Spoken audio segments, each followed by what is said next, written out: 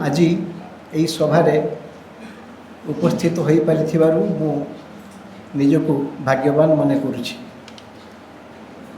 श्रीयुक्त doctor Srinivas Rao को मु अभिनंदन जनाऊँगी एवं ताकर जो प्रचेष्टा एवं से प्रचेष्टार फल आम आज देखुचु से आम मानकर नमस्य ही रहिबे। तांकर बयस अधिक होइथिले मध्य गोटे युवसुलभ निशा फोटोग्राफी पाई एवं पक्षी मानक देखिबा पाई से गतिविधि निरीक्षण करने एभली निशा बहुत कम लोक निकट में थाए एवं से मध्य जड़े सुवर्णा घोष को मु कृतज्ञता जनाऊँगी एथिपाई जे स्नेह बोली जो अनुष्ठान भुवनेश्वर रे अच्छी एवं ओडिशार विभिन्न स्थान से काम कर एनवायरनमेंट हूँ तांकर फोकस एरिया मध्य अन्यतम एनवायरनमेंट उपर से काम करते।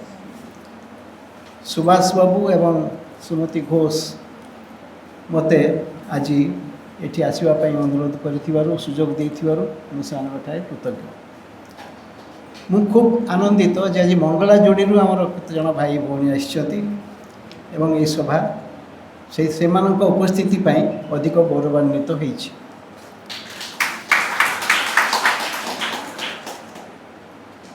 अनिल बाबू एवं विजय बाबू मंगला जोड़ी जो परिप्रेक्षी तार जो परिवेश तार इतिहास संपर्क में सूचना देइछंती एवं केमिति से अंचलर लोक माने जो माने पक्षी शिकार करी से माने गुजराण मेंटुले से माने केमिति पक्षी मानकर रक्षक हो जाइछंती तार ये जो उदाहरण ये अति गोटे रोमांचकर उदाहरण एवं अनेक जगह एमती उदाहरण आम देखा पाऊना जमी से कहले जो ब्लैक बॉक्स कथा कहले अनिल गंजाम रे अन्य केते जगह सेमती होइछि कि बाय चढ़ई संरक्षण करुचंती गंजामर गाँ सोनपुर ये सब जगह बाय चढ़ई मानक संरक्षण करने स्थानीय लोक मैंने आगे आसिछंती। श्रीयुक्त विजय पट्टनायक कहले जे Biju Pattnaik wildlife award राज्य स्तरीय अवार्ड ओडिशा सरकार दे आसुछंती गत केते वर्ष है। आमर कहगला जे फॉरेस्ट डिपार्टमेंट रे जंगल परिवेश विभाग सचिव थी एवं मोर किछि अवदान अच्छी बोली मु जानिनी मोर केते अवदान अच्छी किंतु अनेक समय मु आम विजय बाबू को विजय बाबू अवश्य जड़े खूब सेंसिटिव फॉरेस्ट ऑफिसर किंतु अनेक समय मोर तांका संगे बड़ युद्ध होता लड़ाई होता फॉरेस्ट ऑफिसर मान संगे जे फॉरेस्ट डिपार्टमेंट लोक मानू विश्वास को नबार परंपरा नहीं लोक मान सहजरे विश्वास को नहीं पारती ना जितेबाला से लोक विश्वास को नहीं से आम फल देखा पाऊ जमी मंगला जोड़ी होती सेमिति यदि से विश्वास को नहीं पारते आहरी अगणित जो माने आमर जंगल सुरक्षा मंच सब करिसेंती जंगल सुरक्षा कमिटी करिसेंती गोष्ठी भित्तिक परिचालना करुँच से विश्वास को नहीं पारि थांते ताले ओडिशा रे जंगल सुरक्षा मत जंगल एवं वन्यप्राणी सुरक्षा आहरी बेसी हो पारि थांता एवं मोर दायित्व थिला मु भाबुतिली एटा मोर कर्तव्य जे फॉरेस्ट डिपार्टमेंट एवं लोक साधारण लोक से किमिति एकाठी करवा से भितर किमिति पारस्परिक सौहार्द्य एवं सहयोग बढ़ेवा या गोटे मोर लक्ष्य थिला से लक्ष्य केते दूर साधित होइछि मु जाने ना तेणु फॉरेस्ट डिपार्टमेंट रे अनेक थिबे जो माने मोर किसी अवदान अच्छी बोली स्वीकार करने राजी हेबे नहीं तो मोर से दुख ना किंतु किसी विजय बाबू भाया लोक हे तो थे जो मैंने भावुवे ना आमको अंततः से मुझे चेष्टा करुली सब प्रकार समर्थन दवापाई जो मैंने साधारण लोक मान को विश्वास करी आमर जंगल एवं वन्यप्राणी संपद को सुरक्षा करने ये सुरक्षा करिबारे जो मैंने विश्वास करते विजय बाबू से भितर से जो minority I will say higher forest bureaucracy रे से माइनॉरिटी रे विजय पट्टनायक अच्छा तेणु मु तांको प्रति विशेष भाव में अनुगृहित किंतु अन्य माने मध्य जे किसी काम करना नुहे फॉरेस्ट डिपार्टमेंट ऑफिसर माने अनेक समय रे खूब प्रतिकूल परिस्थिति से माने काम करचंती एवं जो आमर जो गुड़ाक अति स्पर्शकातर अंचल स्पर्शकातर विषय को से माने जो भाव में से माने परिचालना करचंती सेतिपय मु समस्त साधुवाद देवी इको टूरिज्म गत केते वर्ष है इको टूरिज्म विशेष प्रचार हो इको टूरिज्म विषय अनिल बाबू कहले इको टूरिज्म और तार पेरिल्स विषय में विजय इको टूरिज्म गोटे गोटे पानासिया नुहे फॉर लाइवलीहुड बा एनवायरनमेंट प्रोटेक्शन इको टूरिज्म गोटे गोटे माध्यम निश्चय किंतु ये गोटे पैराडॉक्स इको टूरिज्म प्रकृति गोटे पैराडॉक्स जेहेतु इको टूरिज्म अर्थ होची जे से अंचल को बेसी लोक जीवे ना जेते फुटफॉल लोक मानकर यातायात जिते कम हम इको टूरिज्म सेते भल हम ता से अंचल संरक्षण सेते भल हम ये हूँ गोटे पैराडॉक्स किंतु बेले बेले गोटे एमती गोटे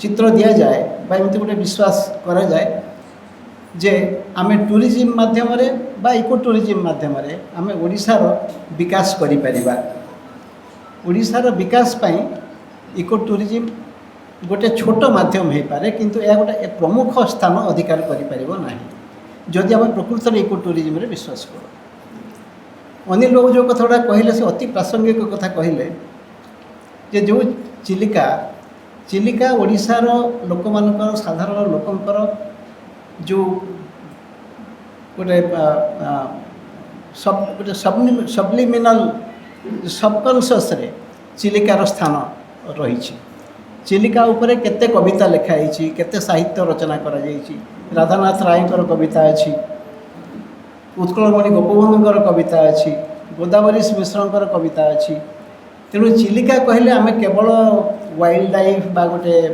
Ramsar site one of the largest brackish water लैगून्स या बुझुना चिलिका ओडिशार संस्कृति सहित मिसिकी रही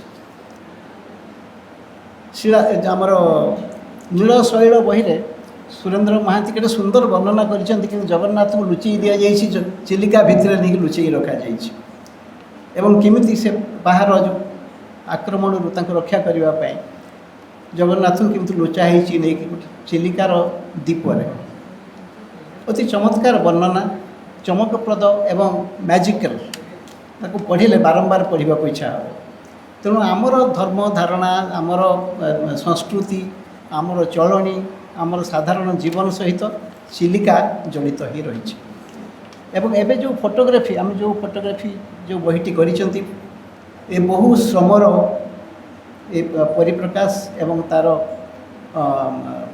जो जो फल आम देखा पाऊँ आज डॉक्टर श्रीनिवास राव एते चमत्कार बहीटे होती प्रथम पृष्ठा उल्टेबारे ही मुझे भल पाइबा आरंभ करी तो चमत्कार चित्र होती मैजिकल सिंपली मैजिकल एवं अनिल बाबू तो कहले केते कॉफी टेबल बही एवं अन्य बही सब चिलिका उपरे होती एवं सेठी ओडिशा रे भुवनेश्वर रे मु जानी भुवनेश्वर कटक अनेक आमर अच्छा ग्रुप जो मैंने फोटोग्राफी करती प्रति वर्ष जाती सेठी एवं फोटोग्राफी करती फोटो एग्जिबिशन होती बेले बेले मुझे जन दु जन बंधु को मुझे आज एमती गोटे बही उन्मोचन हबार अच्छी तेणु ये आसवाई मुझे जानी से आसती कि नहीं कि से बहुत चमत्कार फोटोग्राफी करती एवं तार एग्जिबिशन से जोग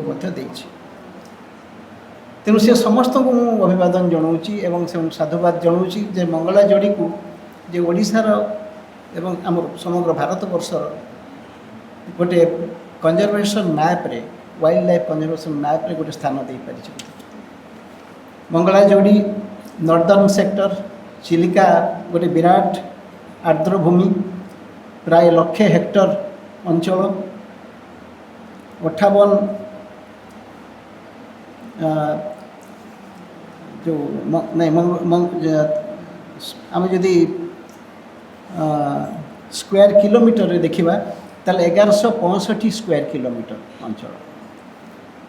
मंगलाजोड़ी हूँ 58.59 square kilometre emergent vegetation zone कहुच्छी। 11.79 square kilometres of marsh land एवं वेट मिडोज। यहाँ हूँ केत बेसिक स्टाटिस्टिक्स गोटे रामसर साइट 1981 मसीह रामसर साइट होता है। सबुठार गोटे बायोडाइवर्सिटी हॉटस्पॉट जो कहुए भारत वर्षर बायोडाइवर्सिटी हॉटस्पॉट भितर गोटे एवं ओडिशार इट्स गोटे गर्व एवं गौरवर स्थान। बायोडाइवर्सिटी सबुठार बेसी लक्ष्य करा जाए वेटलैंड आर्द्रभूमि जो थाए से बेसी बायोडाइवर्सिटी थाए। तेणु आमर भितरकनिका एवं चिलिका से दृष्टि बायोडाइवर्सिटी दृष्टि अत्यंत मूल्यवान। किंतु से अंचल को आम किमिति सुरक्षा दे पारिबा। अनिल बाबू कहते सरकार केतोक योजना जहाँ परिवेशर संपूर्ण विपरीत। Coastal highway coastal train Puri Konark गोटे ट्रेन चलेबा पुरी रे एयरपोर्ट एगुड़िक सबू अत्यंत चिंताजनक प्रकल्प एवं ये प्रकल्प जदि प्रकृति हाथ को नि जाए ताले आमर परिवेशर अशेष क्षति हो। चिलिकार परिवेशर अशेष क्षति हो एवं ओडिशार उपकूलवर्ती अंचल परिवेश बहुत अनेक क्षतिग्रस्त हो। एक कथा सरकार बुझा दरकार एवं ये सब प्रकल्प हाथ को नबार क्षंत हेले मु व्यक्तिगत भाव में अत्यंत खुशी हेबी एवं आपण समस्त तरफ मु दाबी करी जे ये प्रकल्प को बंद करवा दरकार। ये विकासर मानक नुहे ये सब प्रकल्प जो मान कथा कहुच्छी से गुड़िक विकासर सूच्यांक हो पारिब नाही बा मानक हो पारिब नाही बरं से विनाशर रास्ता खोल। जितेबाला चिलिकार मुहाण जिते खोलागला सेतबेले से गोटे विवादमान विषय थिला। चिलिकार मुहाण खोल कि ना क्या जो सालाइनिटी आउ फ्रेश वाटर जो एक्सचेंज हवा दरकार से खोल दरकार कि नहीं खोलागले केमी खोल सेतबेले मुख्यमंत्री विजु पट्टनायक समय कथा मुझे से बहुत विवाद चली थाए। मुख्यमंत्री ऑफिस रे थाए फॉरेस्ट डिपार्टमेंट प्रपोजल जिते आनिले से विषय में अनेक तापर पर्यालोचना करागला। IIT मद्रास को इनवल्व करागला से मैंने स्टडी कले एवं से अनेक कथा कलापर किसी ड्रेजिंग करा जाइथिला।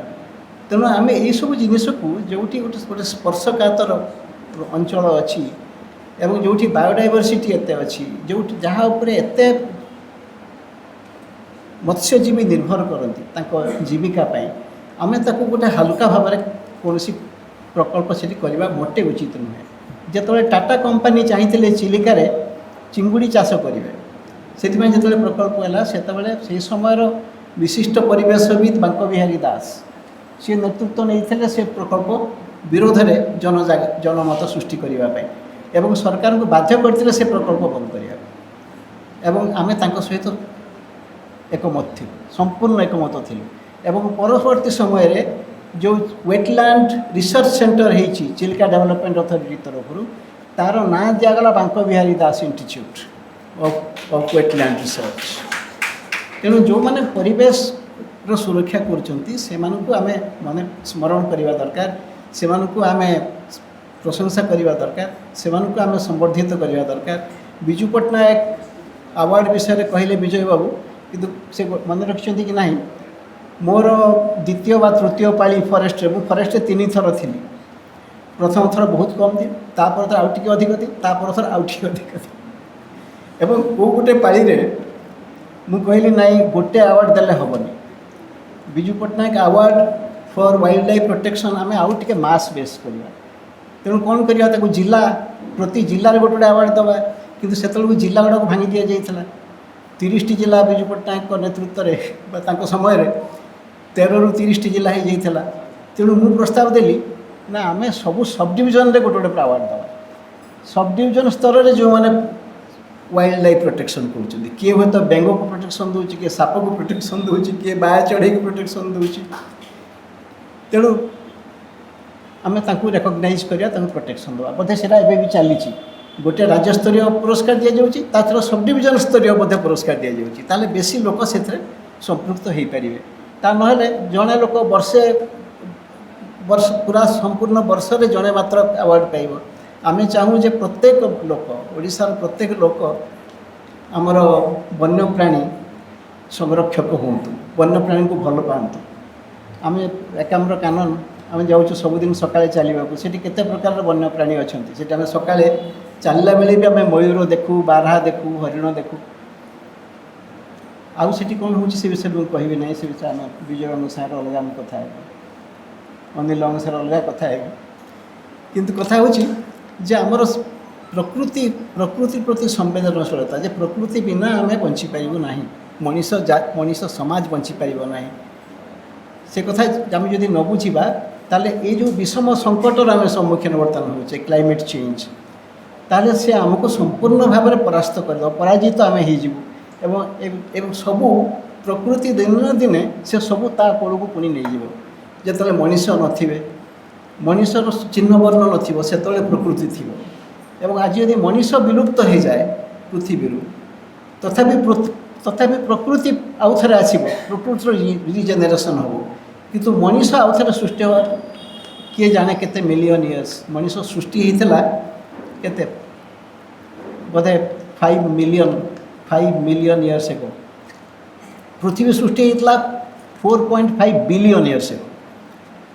ତେଣୁ କେତେ ଇଭଲ୍ୟୁସନ୍, କେତେ ବର୍ଷ ଧରି ବର୍ତ୍ତମାନ ଆମେ ପହଞ୍ଚିଛେ ଏବଂ ଗୋଟେ ସଭ୍ୟତାର ଶୀର୍ଷରେ ଆମେ ପହଞ୍ଚିଛେ। ତେଣୁ ବର୍ତ୍ତମାନର ଆବଶ୍ୟକତା ହେଉଛି ଯେ ମଣିଷ ସ୍ୱତନ୍ତ୍ର ଜୀବ ନୁହେଁ, ମଣିଷ ପ୍ରକୃତିର ରହିଥିବା ଯେଉଁ ବିବିଧ ପ୍ରଜାତିର ଜୀବମାନଙ୍କ ଭିତରୁ ଗୋଟିଏ। ଏଇ ଯେଉଁ ଫିଲୋସଫି, ଏଇ ଦର୍ଶନ ସମସ୍ତଙ୍କୁ ବୁଝିବାକୁ ପଡ଼ିବ। ମୁଁ ଟିକେ ବେଶୀ ବାଟ ଚାଲିଗଲି ବୋଧେ, କ୍ଷମା କରିବେ। ମୁଁ ପୁଣି ଥରେ ଆସିବି ଡକ୍ଟର ଶ୍ରୀନିବାସ ରାଓଙ୍କ ନିକଟକୁ। ସେ ଯେଉଁ ବହିଟି ଯେଉଁ ପ୍ରସ୍ତୁତ କରିଛନ୍ତି, ମୁଁ ତ କହିଲି ସୁନ୍ଦର ପ୍ରଡକ୍ସନ୍ ହେଇଛି, ସୁନ୍ଦର ଫଟୋଗ୍ରାଫି, ଏବଂ ହାଇଦ୍ରାବାଦରେ ତାକୁ ରିଲିଜ୍ କରିସାରିଛନ୍ତି ବୋଲି କହୁଥିଲେ। ଏବଂ ଆମେ ତାଙ୍କ ନିକଟରେ ଅଶେଷ କୃତଜ୍ଞ ଯେ ସେ ଭୁବନେଶ୍ୱରରେ ମଧ୍ୟ ତାକୁ ଉନ୍ମୋଚନ କରିବା ପାଇଁ ଗୋଟେ ସୁଯୋଗ ସୃଷ୍ଟି କରିଛନ୍ତି ଏବଂ ସେ ନିଜେ ଆସିଛନ୍ତି ଏଠିକି। ମୁଁ ଆଶା କରୁଛି ଭଗବାନ ତାଙ୍କୁ, ଈଶ୍ୱର ତାଙ୍କୁ ଦୀର୍ଘାୟୁ କରନ୍ତୁ। ସେ ଏଇଭଳି ଆହୁରି ଅନେକ ପ୍ରକଳ୍ପ ନିଜ ହାତକୁ ନିଅନ୍ତୁ। ତାଙ୍କ ଉଦ୍ୟମରେ ଆମର ଯେଉଁ ପ୍ରାକୃତିକ ପରିବେଶ ଉପରେ ଯାହା ଆମର ଜ୍ଞାନ, ଯାହା ଆମ ପ୍ରାକୃତିକ ପରିବେଶକୁ ବେଶୀ ଭଲ ପାଇବା ଆମେ ଶିଖିପାରିବା। ତାଙ୍କ ଅନେକ ଧନ୍ୟବାଦ ସମସ୍ତେ।